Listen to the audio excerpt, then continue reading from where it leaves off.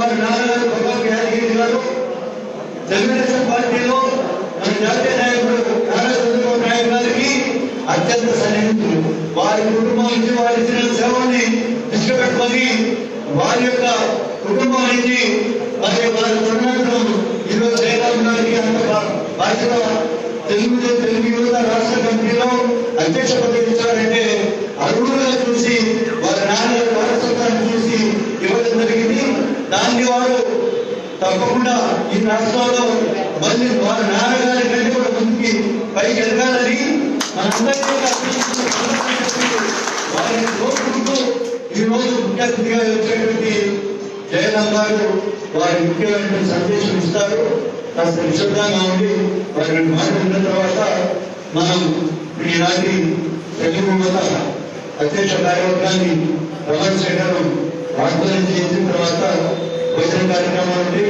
అదేవిధంగా ఈ రోజు వచ్చినటువంటి మహిళా నాయకులు, తర్వాత కాన్స్టిట్యూన్సీ నాయకులు, పట్టభద్రులు కూడా చాలా మంది ఉన్నారు. అందరూ కూడా మరి పట్టభద్రులు నియోజకవర్గానికి ఎన్రోల్మెంట్ విషయంలో దానికి సామాన్యులు ఉంది.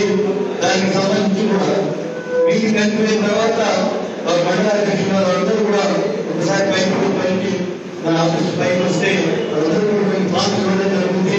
గవర్నమెంట్ పార్లమెంటరీ కమిటీ కార్యకర్తలు కానీ పట్టభద్రులు కానీ అందరూ కూడా మన సురేష్ గారితో టచ్లో ఉండాలని, అదేవిధంగా మన జనరల్ సెక్రటరీ సీనియర్ గారితో టచ్లో ఉండి ఆ ఫామ్స్ కూడా తీసుకోవాల్సిందిగా కోరుకుంటూ ఇప్పుడు మన ముఖ్య అతిథి మరి వారు కొంచెం లేట్గా వచ్చిన రాజైన వ్యక్తి, యువకుడు, ఉత్సాహకుడు, మరి రాష్ట్ర తెలుగు అధ్యక్షుడు భగవత్ జయరామ్ గారిని ప్రసంగించవలసిందిగా కోరుతున్నాను.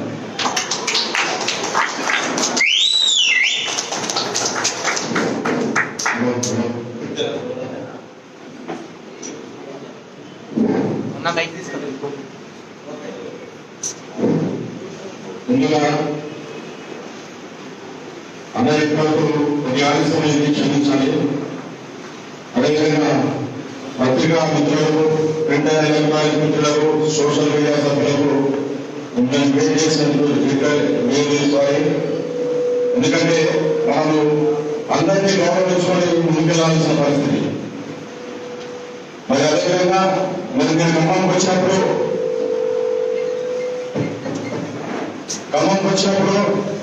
మరి మధ్యకాలంలో సమాచారం రంజిత్ని పోలీసులు అడుగుతున్నారని, అదేవిధంగా మరి కొద్దిసేపు ఏసీపీ గారితో మాట్లాడడానికి మళ్ళీ పబ్లిష్ చేయడం జరిగిందని. సరే, అది పక్కన పెట్టి మరి వేదిక మీద ఉన్న పెద్దలకి, మరి రైతు అధ్యక్షుడు కృష్ణమోహన్ గారికి, మరి మహిళా ప్రధాన కార్యదర్శి లత గారికి, మరియు సీనియర్ రిటైర్డ్ టీచర్ అని వెంకట్ గారికి, సురేష్ గారికి, మరియు పెద్దలు వెంకట్ గారికి, మరి ఎస్సీ ఎస్టీ బీసీ అధ్యక్షులకు, ప్రధాన కార్యదర్శులకు, మరి టిఎస్ఎన్వి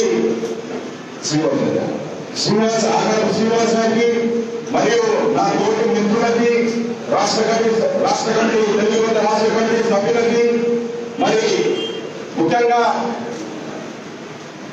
రంజిత్ కి, మరియు ఉన్నా నవీన్ కి, మరియు వంశీకి, మరి వాళ్ళు నిన్ననే వాళ్ళు అఫీషియల్ గా రిలీజ్ చేయడం జరిగింది.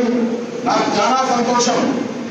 ఎందుకంటే నేను తెలుగు యువత అధ్యక్షుడిగా చేపట్టిన నుంచి ఖమ్మం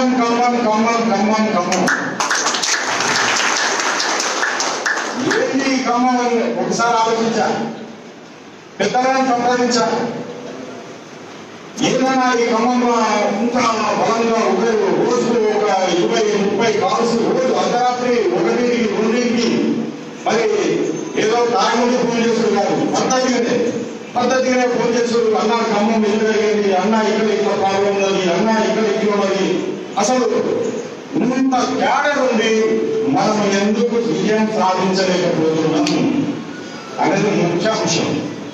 రెండవది, మరి రాబోయే గ్రాడ్యుయేట్ ఎలక్షన్స్ ఖమ్మం కానీ, వరంగల్ కానీ, నల్గొండ కానీ, మరి దాని గురించి కూడా మనం మాట్లాడుకోవాలి. అదేవిధంగా మరి మీ కార్పొరేషన్ ఎలక్షన్స్ కూడా రావడం త్వరలోనే రాబోతుంది. దాని గురించి కూడా మనం బాగా మాట్లాడుకోవాలి. మనం ముందు 16-17 సంవత్సరాల నుంచి 16-17 సంవత్సరాల నుంచి అధికారం ఉంది. ఎందరో నాయకులు వచ్చారు, ఎన్నెన్నో మాటలు చెప్పారు. అందరూ పదవులు అనుభవించి మరియు పెద్ద పెద్ద మంత్రి పదవులు తీసుకొని మరియు చంద్రబాబు నాయుడు గారి రక్తం తాగి వెళ్ళిపోయారని ఈ సభాముఖంగా ఏ తప్పు చేసిండు చంద్రబాబు నాయుడు గారు? అంత పెద్ద శిక్ష చంద్రబాబు నాయుడు గారికి ఎందుకు వేసింది ఈ పెద్ద నాయకులు? ఎందుకంటే చంద్రబాబు నాయుడు గారికి మోసం చేసుడు రాదు. చంద్రబాబు నాయుడు గారికి గుర్తు మాటలు చెప్పుడు రాదు. చంద్రబాబు నాయుడు గారు ఏ విధంగానైతే ఆంధ్ర తెలంగాణ నా రెండు కళ్ళన్నాడో అదే విధంగా ఇక్కడున్న ముఖ్య నాయకులు గౌరవనీయులు తుమ్మల నాగేశ్వరరావు గారు మరియు రామా నాగేశ్వరరావు రెండు కళ్ళలాగా భావించారు. కానీ వాళ్ళు చేసిన పని ఏమిటి?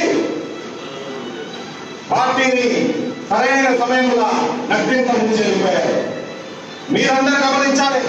నా బాధంతో ఒకటే, నేను కూడా మీ స్థాయి నుంచే వచ్చా, మండలం నుంచే వచ్చా, ఎంతో కష్టపడి ఇక్కడ ఈ స్టేట్ వరకు వచ్చా. నా బాధంతా మీ కార్యకర్తల గురించే. దిశలు కష్టపడి మరి ఇంట్లో డబ్బు లేకున్నా అక్కడిక్కడ సర్దుబాటు చేసి వివిధ కాన్స్టిట్యున్సీ నుంచి మండలం నుంచి పసుపు జెండా ఉండగాడు, పసుపు చొక్కా ఉండగాడు, పసుపు కండువా ఉండగాడు అని నిద్ర లేకుండా నేను ఆలోచిస్తున్నాను. పదవులు వస్తాయి పోతాయి, పదవులు కాదు ముఖ్యం, వ్యవస్థ ముఖ్యం. మన నారా చంద్రబాబు నాయుడు గారు పదే పదే అంటాడు, అయ్యా వ్యక్తులు కాదు ముఖ్యం, వ్యవస్థ ముఖ్యం. ఆ వ్యవస్థనే ఈ తెలుగుదేశం పార్టీ. ఆ వ్యవస్థలో ఒక్కొక్క సైనికులుగా తయారు కావాలి. మరి రాబోయే రోజు ఒక తుఫాన్ రాబోతున్నది, దాన్ని ఎదుర్కొనే శక్తి మనకు కావాలి. మరి ఆ శక్తి ఎక్కువ వస్తుంది. పక్కన ఎదుర్కొంటే వాడిని తొక్కునే వస్తుంది ఆ శక్తి. లేకపోతే 10 మంది 10 రకాలు మాట్లాడుకుంటూ వస్తుంది ఆ శక్తి. మనలో ఐకమత్యం రావాలి. ఎందుకంటే క్రమశిక్షణకు మాట్లాడు తెలుగుదేశం పార్టీ. మరి మన నాయకుడు నేర్పారు, నా చివరి రక్తపు పట్టున్నంత వరకు నేను ప్రజాసేవకే ఈ జీవితంలో ఉంటామన్నాడు. మరి మనము పెద్ద పెద్ద మాటలు చెప్తాం, అరే పోసుకుంటే పసుపు రక్తం వస్తుందని, లేకపోతే గుండె దించుకుంటే చంద్రబాబు నాయుడు గారు కనబడతారని. మాటల్లో ఉన్న చేతల్లో ఆచరణ లేదే. ఎందుకు? ఎక్కడ లోపం ఇది? ఈరోజు మరి సోదరుడు రంజిత్ ఒక 200 మందితో బైక్ ర్యాలీ పెడతా అంటే ఈ ట్రాన్స్పోర్ట్ మినిస్టర్ ఉత్సపడ్డది. పట్టలేదా? కూడా చేస్తున్నట్ట మహానుభావుడు. నువ్వు ఒక్క కళ్ళ జోడు కాదు, ఇంకా 2 కళ్ళ జోడు పెట్టుకున్నా ఈ జెండా నేను పీకలేవు.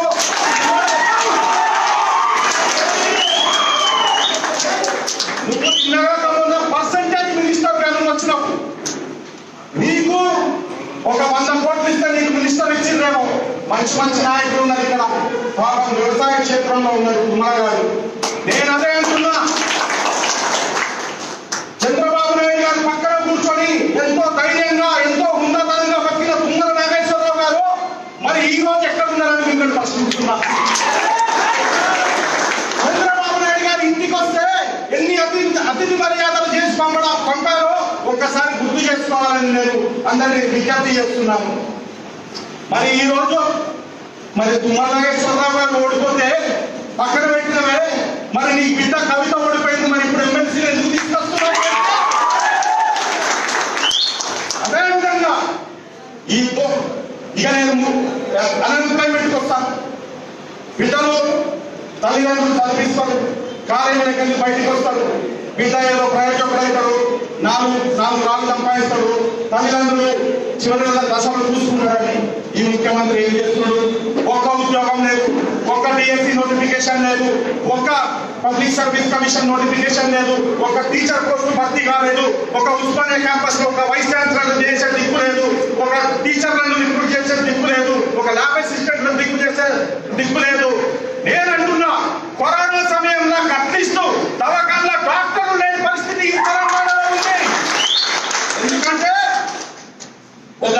ఎడ్యుకేషన్ రాని ముఖ్యమంత్రి, చవటదత్త ముఖ్యమంత్రి, కేసీఆర్ ముఖ్యమంత్రి.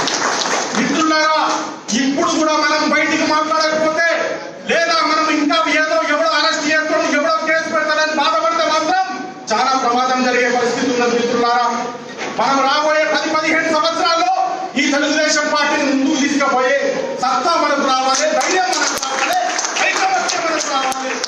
దానికి ఒక్కొక్క సైనికుడు మీరు ఇంటికాడ పోయి 10 మందికి చెప్పుకోవాలి, అయ్యా నా పార్టీ ఇది చేసింది, అయ్యా నా పార్టీ స్ట్రీట్ లైట్ పెట్టింది, గుండ మీద చేసుకోమని చెప్పాలి.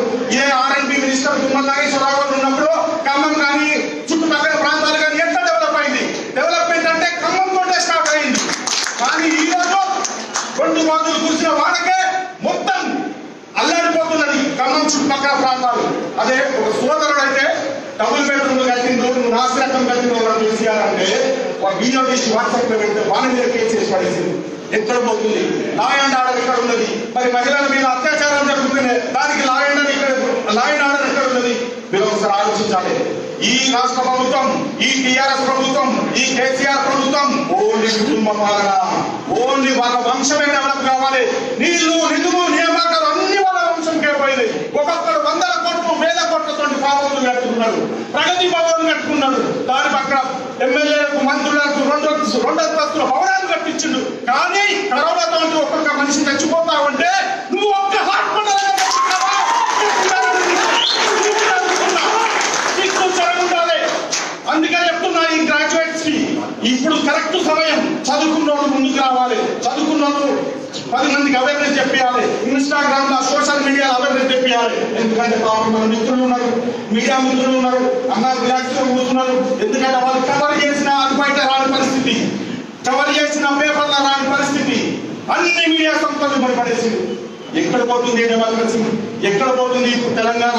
ఇదే మనం సాధించిన తెలంగాణ. కేసీఆర్ నిమ్మకాయ కోసి తింటే తెలంగాణ రాలే. 16-17 పరిణామంతో వచ్చింది ఈ తెలంగాణ. నేను అదే చెప్తున్నాను మీకు. నేను ఇవన్నీ విషయాలు మీకు తెలుసు. కానీ ప్రతిసారి మనం ఇవన్నీ మరొకసారి రికార్డ్ చేసుకోవాలి. రికార్డ్ చేసుకొని 10 మందికి చెప్పాలి. ఎంత లాభం అండి. ఒక్క హాస్పిటల్ కట్టింది, ఇంటికో ఉద్యోగం అన్నాడు, ఉద్యోగం లేదు, ఏమి లేవు. కళ్ళ మాటలు చెప్తాడు, మాయప్పకి మాటలు చెప్తాడు. మళ్ళీ సమయానికి వస్తే తెలంగాణ సెంటిమెంట్ అంటాడు. ఇక తెలంగాణ ఏమన్నా నీ అయ్యా జాగిరా? లేకపోతే తెలంగాణ నువ్వు సాధించావా? నువ్వు జాతిపితవా, జాతిపోతీవా? నువ్వు అదే చెప్తున్నా కేసీఆర్. నువ్వు చేసిన పనికి విద్యార్థులు బలి అయిపోయినాక ఈ రోజు తెలంగాణ, బంగారు తెలంగాణలో ఆ విద్యార్థులు తల్లిదండ్రులు చనిపోయే పరిస్థితి వస్తున్నది. మొన్న నాగులన్నా, అయ్యా కేసీఆర్ అసెంబ్లీ సాక్షిగా, అయ్యా కేసీఆర్ ఏం చేస్తుంది? కేసీఆర్ కాపాడు, కేసీఆర్ నా కుటుంబాన్ని కాపాడు కేసీఆర్ అని కిరోసిన్ పోసుకొని చచ్చిపోయింది. పోదరా, ఎంత బాధాకరం! ఇంత అంటే ఇన్ని మాటలంటే తెలంగాణ వస్తే మనకు ఉద్యోగాలు వస్తే మన పిల్లలు బాగుపడతారు, మనమందరం బాగుపడతారు. ఆ డబ్బులు పెట్టుకుని ఇల్లు కట్టుకుంటే అల్లుడు కాలు పట్టుకుంటాడు, నేను బండ్లు పెట్టుకుంటాడు, గొడ్డు పెట్టుకుంటాడు అని చెప్పి ఈ రోజు తెలంగాణ వస్తే నువ్వు గొర్రెలు బరువు పంచుతావా? ఎవరికి కావాలి నీ గొర్రెలు బరువు? ఇదా ఎప్పుడైనా తెలంగాణలో ఎవరైనా ఎదుగుతుందంటే, లేకపోతే వాడికి ఇంత తెలివితేటలు వస్తున్నాయంటే వాడు ప్రశ్నిస్తే ప్రమాదం అని చెప్పేసి మందు తాగుతూనే పోతున్నాడు. నేను మిత్రులారా మీకు విజ్ఞప్తి చేస్తున్నా. ఏదో ఎలక్షన్ టైంలో మీటింగ్లు పెట్టుకున్నాడు, ఏదో పెద్ద నాయకులు వచ్చినప్పుడు మీటింగ్లు పెట్టుకున్నాడు కాదు. పార్టీని కాపాడేది దయచేసి. ఎందుకంటున్నంటే నిరంతరం ప్రజల్లో ఉండాలి, నిరంతరం ప్రజలు సమస్యలు తెలుసుకోవాలి. మన చంద్రబాబు నాయుడు గారి ఇచ్చిన మార్గదర్శకాలను. ఎందుకంటే ప్రజలే ఒక రోజు గుర్తిస్తారు. 30-35 సంవత్సరాల చరిత్ర మన పార్టీ. ఎవరు స్పీకర్ చెప్తున్నాను. ఈ రోజు మరి చాలా బాధాకరం. మరి ఇంత పెద్ద నాయకులు ఉండి, ఇంత మంచి క్యాడర్ ఉండి, మరి ఇంత ఒక 2 రోజుల వ్యవధిలో పిలుపునిస్తే ఇంతమంది వచ్చింది. మరి మనం ఐక్యమత్యం ఎక్కడ పోతామన్నా? ఎందుకన్నా మనకి ముసుగులో బుద్ధులాట? ఇక మన భవిష్యత్తు బాగుంటుందా? తెల్లారైతే కష్టపడి ఆటోలలో, బండ్లలో, ట్రైన్లలో ఇక్కడికి వచ్చి మీటింగ్లకు వస్తుంది. ఎందుకన్నా? ప్రశ్నించుకోవాలి. మన సొంతగా ప్రశ్నించుకోవాలి. పార్టీని లేపుతామనే సిద్ధాంతం ఉందా? పార్టీని కాపాడుకుందామనే ఆలోచన ఉందా? లేకపోతే పార్టీని ఇతర ఎలక్షన్ టైంలో 10,000కో 20,000కో అమ్ముడు పోయి పార్టీని అమ్మేద్దామనే ఆలోచన ఉందా మీకు? దయచేసి నేను మీరందరికన్నా చిన్నవాడే నేను, కానీ పార్టీని లేపాలని ఒక తపన. పెద్దలు చెప్పారు, తుపాటి గారికి నా గురించి తెలియదు. మా నాన్న 82 నుంచి ఉన్నాము, 82 నుంచి మొత్తం ఎన్ని అవసరం పడి ఇక్కడికి వచ్చినామో తెలుసుకున్నాను. వారసత్వ రాజకీయాలంటే ఆశామాషి కాదు. వారసత్వం కాపాడుకోలేని తమననే కింద నిలబడతాం. ఎన్ని కష్టాలు పట్టి చాలా మంది ఉంటారు, వారసత్వం వచ్చిందో లేకపోతే అర్హుడని నాకు ఇచ్చిందని. ఇప్పుడు తుపాటి గారు అన్నట్టు 12 సంవత్సరాలు తిరిగిన నేను డాక్టర్ని, లండన్ చదువుకుని వచ్చిన ఇదే పార్టీ కూడా పోయింది. ఈ పార్టీనే గెలవాలి, ఈ పార్టీనే మళ్ళీ తెలంగాణలో జెండా ప్రకారంగా వాడాలని. లేకపోతే నా పోయిన చదువు వస్తుందా ఏంటి నా ప్రజల గురించి బతుకుదామని డిసైడ్ అయినా. ఓయూ విద్యార్థులకు పిలుపునిచ్చిన, కాకపోతే వరంగల్ విద్యార్థులకు పిలుపునిచ్చిన, జేఎన్టీ విద్యార్థులకు పిలుపునిచ్చిన మన పార్టీని కాపాడుకుందాం, రండి ముందుకు రండి, మన పార్టీని కాపాడుకుందాం, దయచేసి అందరూ రండి అని పిలుపునిచ్చిన. 2 రోజులు నిరాహార దీక్ష చేసిన 45 గంటలు కరోనా ఆరోగ్యశ్రీ చేర్చాలని. ఎంత విచారంతమైందంటే నా జీవితం ధన్యమైపోయింది. నేను ఎన్ని పాపాలు చేశానో తెలియదు కానీ నేను అదొక్క పని చేశాను. ఎంత సాటిస్ఫాక్షన్ అన్నట్టు లైఫ్ నా జీవితంలో. ఎప్పుడు ఆ కార్యకర్తలకు కానీ ఎక్కడెక్కడో తెలంగాణ నలుగురు నుంచి వచ్చిన కార్యకర్తలకు అందరికీ పానాది ఉందని చెప్తున్నాం.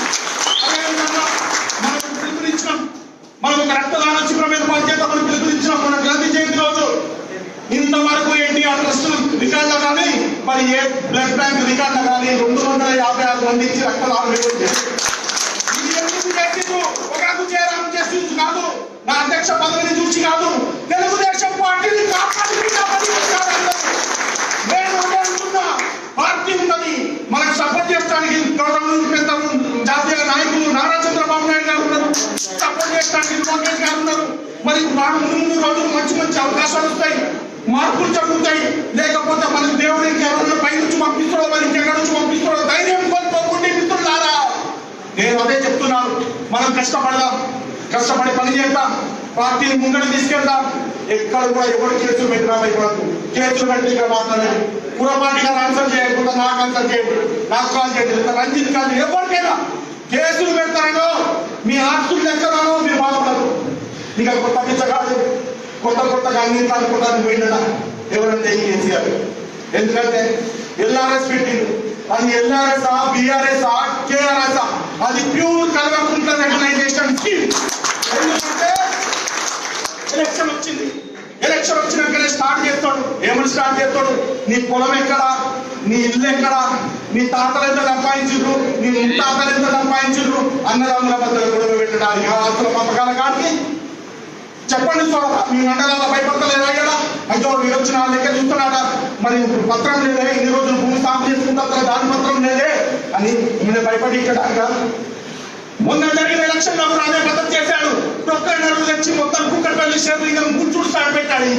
చిన్న నేను అదే అంటున్నా, ఎప్పుడు భయపడిస్తాడు. అవకాశం వస్తే తెలంగాణ సెంటిమెంట్ అంటాడు, లేదా కృష్ణ వాటర్ బోర్డు మధ్యలో తీసుకుంటాడు. నువ్వు ఏమి ఇచ్చినావా? నీళ్లు డ్రైనేజ్ నీళ్ళు ఇచ్చావా ఖమ్మంకి? ఇక్కడ ఒక కార్పొరేషన్ హాస్పిటల్ కడతానడే, నిమ్స్టర్ హాస్పిటల్ కడతానడే ఎక్కడైనా కట్టిందా? ఎన్ని డబుల్ బెడ్రూమ్ ఇల్లు కట్టిండు?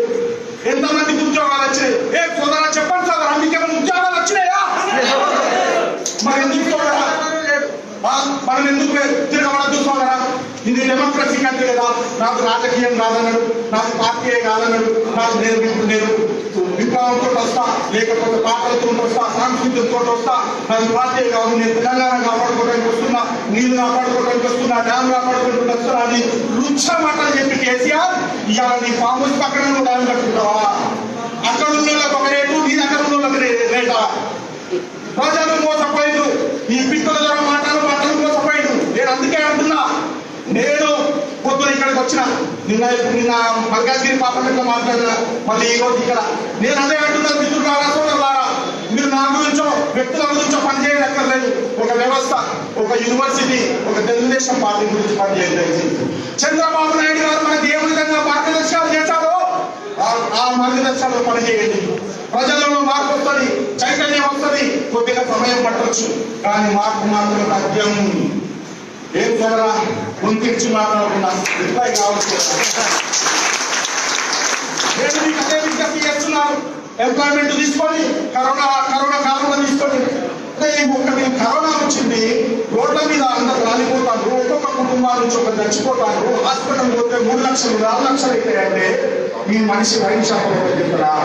ఆ పోలీసు వాళ్ళని ఉండటానికి 2 రోజులు 6 రోజులు కూర్చోబెట్టిన పోలీసు వాళ్ళను ఇచ్చర్ తీసుకుంటా వైన్ షాప్ లో ముందు కూర్చోబెట్టి చర్చగా కొనుక్కుంటారా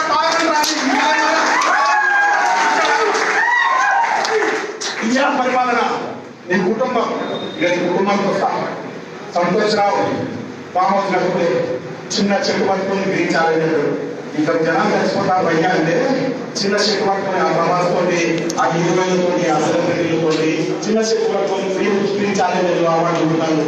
ఇక కేటీఆర్ అయితే అంటాడు నేను 72,000 కోట్లు ఖర్చు పెట్టినా 62,000 కోట్లు ఖర్చు పెట్టినా హైదరాబాద్ అంటాడు. నీ మొహం ఖర్చు పెట్టిన నువ్వు నీ కాంట్రాక్టర్లకు దారదత్తం చేశావు.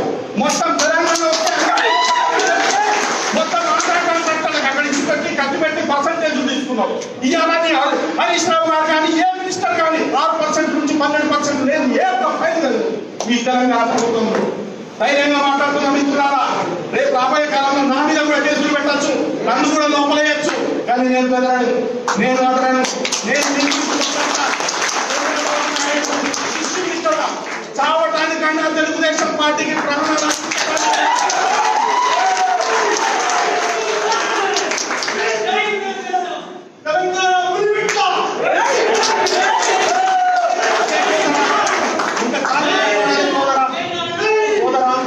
మనం తెలంగాణ కదా, మనకు బతుకమ్మ తెలియదా సోదరా? మన అమ్మమ్మలు నాన్నమ్మలు బతుకమ్మలు ఆడలేదు సోదరా? కవితమ్మ వస్తే బతుకమ్మ అని సోదరా? కవితమ్మ బతుకమ్మ అంటేనే బతుకమ్మ అయిపోయిందా సోదరా? బతుకమ్మకు సంబరాలకు అని చెప్పి కోట్లు ఎన్నాళ్ళకు అక్కడికి పంపించి బతుకమ్మ ఆట వాళ్ళకి నేర్పుతాడట ఎన్నాళ్ళకు. మన అవ్వలు మన అమ్మమ్మలు మన నాయనమ్మలు నేర్పుతున్న సంస్కృతి కోట్లు ఖర్చు పెట్టిందంటూ చెప్పేసి నేను ఈ సమావేశంగా చెప్తున్నాను. మంచిగా ఇచ్చే ఎంతసేపు నాకు డబ్బులు రాలే, నాకు సెంట్రల్ గవర్నమెంట్ నుంచి ఫండ్ రాలే, నాకు హెలికాప్టర్ ఫండ్ రాలే అంటాడు. కానీ నువ్వు రాష్ట్ర ప్రజలకు ఏం చేసినావు కేసీఆర్ అనేది సమావేశంగా అనుకున్నాను. ఓయూ క్యాంపస్ ఉన్నది, విద్యార్థులు నేను ఎంత దయనీయ పరిస్థితి అంటే తినడానికి తిండి కూడా సాకలేదు కాలేజీలలో. ఎంత బాధాకరం అంటే శ్రీకాంచార్యుడు మొదలు పెట్టే ఈ నాగులున్న వరకు ఎన్నో కుటుంబాలు త్యాగాలు చేశాయి. మీరు ఒకటి గమనించాలి సోదరా, ప్రొఫెసర్ జయశంకర్ ఎవరికైనా గుర్తున్నాడా? ప్రొఫెసర్ జయశంకర్ గారు ఎవరికైనా గుర్తున్నాడా?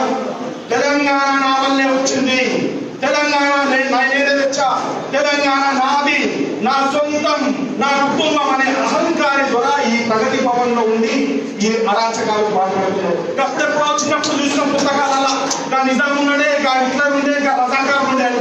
ఇప్పుడు ఈ దొరకాయ మిత్రులారా, టైం కొడదామా లేదా? సమయం వచ్చిందా లేదా? వచ్చిందా లేదా మిత్రులారా? మీరు అన్నిగా చెప్తున్నా మిత్రులారా. అన్న దగ్గర నా నెంబర్ తీసుకోండి, రంజిత్ దగ్గర నా నెంబర్ తీసుకోండి, మా రాష్ట్ర కమిటీ అందరి దగ్గర నెంబర్లు తీసుకోండి. మీరు రండి. మీకు ఇంకా దేవుడు ఇచ్చిన వరం ఏంటంటే మీకు ఇక్కడ విజయవాడ దగ్గర, మాకన్నా దూరం కానీ మీకు ఇంకా దగ్గర. మీరు ఏ సమస్య ఉన్నా అనుకోండి, మీరు లోకేష్ గారిని కావండి, లోకేష్ గారికి మెసేజ్ పెట్టండి, లేకపోతే ఎల్రమణ గారికి మెసేజ్ పెట్టండి, లేకపోతే అనిల్ కుమార్ గౌడ్ గారికి మెసేజ్ పెట్టండి. కానీ దయచేసి మిత్రులారా, పార్టీని మాత్రం మేరకు లేకుండా మిత్రులారా, పార్టీని మాత్రం ఎన్నో కష్టాలు ఎన్నో త్యాగాలు పడి ఇక్కడ దానికి వచ్చాం. ఎన్నో జీవితాలు సాక్రిఫైస్ అయ్యాయి. ఏదో ఒక రోజు ఈ పసుపు జెండా జీవితాలను వెలుగు చూపిస్తారని ఆశ కళ్ళల్లో నీళ్ళు దొరుకుతాయి. కుటుంబాలు వదిలేసి అందరూ నేను చెప్తున్నా కదా, బంగారం అమ్మి, బట్టలు అమ్మి, వ్యాపారాలు అమ్మి, ఆ పక్కలకి ఇచ్చేసి పొలాలమ్మి మొత్తం పార్టీ గురించి దారపోసి అంతా మీ జీవితాలలో వెలుగుతారు. చెప్పండి మిత్రులారా, మీరు దండంగా ముందకి ఈ కేసీఆర్ కానీ కొడుకు ముఖ్యమంత్రి చేద్దామనుకుంటున్నారు. ఇంకో ఆలోచన 700 కోట్లు పెట్టేసి సెక్రటరీ కడతాను. ఇంకోటి కరీంనగర్లో ఉండే కేసీఆర్ ఎవడన్నా చచ్చిపోయినాక వాళ్ళ పేరు మీద పెట్టుకుంటాం. ఇది బతుకున్నప్పుడే కేసీఆర్ ఐలాండ్, మహబూబ్ నగర్ ఇంకో ఐలాండ్ అవసరమా అనుకుంటారు? ధనిక రాష్ట్రం అంటాడే, మరి ఎవరికి ఇచ్చినావు? నిరుద్యోగ వృత్తి ఎవరికి ఇచ్చినావు? అక్కడ పక్క రాష్ట్రంలో 3,000 ఇస్తే ఇక్కడ 3,016, 18 అన్నాడు. ఎవరికి ఇచ్చినావు? ఒక్కరికన్నా ఇచ్చినావా? నువ్వు మాట్లాడే మాట్లాడింది ఎంత కంపరం అంటే ఎట్లయిందన్న పరిస్థితి. ప్రెస్ కాన్ఫరెన్స్ కచరారావు పెడతానంటే, కచరారావు అంటే కేసీఆర్ ప్రెస్ కాన్ఫరెన్స్ పెడతానంటే చిన్నపిల్లలందరూ కచరారావు వచ్చి మాట్లాడుకుంటూ నవ్వుకొచ్చారు. ఏమంటే వచ్చి మీడియా సోదరుడు బాబు ప్రశ్నించాడు అన్న అంబేద్కర్ దేవా నీకు తెలుసా పోతే నువ్వు తీసుకొస్తావా ఏందా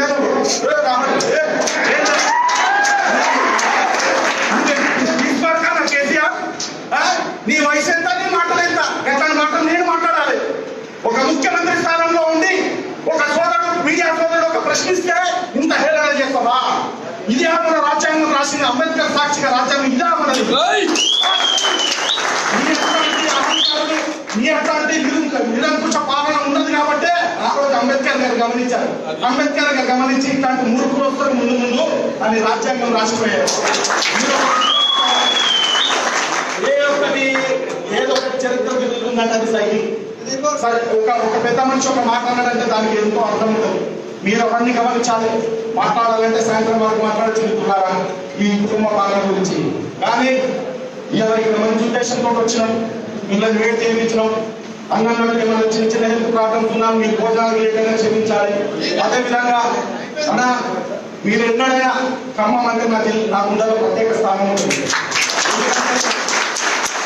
ఎందుకంటే నేను ఈ బాధ్యత చేపట్టిన కాదు నుంచి ఏ ఒక్క రోజు కూడా ఖమ్మం పేరు ఏదైతే లేదు ప్రతిరోజు ఖమ్మం ఖమ్మం ఖమ్మం ఖమ్మం ఏదో ఒక సమస్య మళ్ళీ చిన్న సమస్యలు అవి కూర్చొని మాట్లాడుకుంటే సర్దుబాటు అయితే నేను అదే మీకు విజ్ఞప్తి చేస్తున్నా ఇది మన సర్వసభ సమావేశం మంచిగా వచ్చినాం మంచిగా మాట్లాడుకున్నాం అన్నదమ్ములుగా వెలుగుదాం చంద్రబాబు నాయుడు గారికి మన మీద ఎన్నో హోప్స్ పెట్టుకున్నాడు మిత్రులారా గుండె మీద చెప్తున్నా ఆంధ్రప్రదేశ్ కాదు తెలంగాణ తెలుగుదేశం పార్టీ ప్రతిష్టంగా ఉంది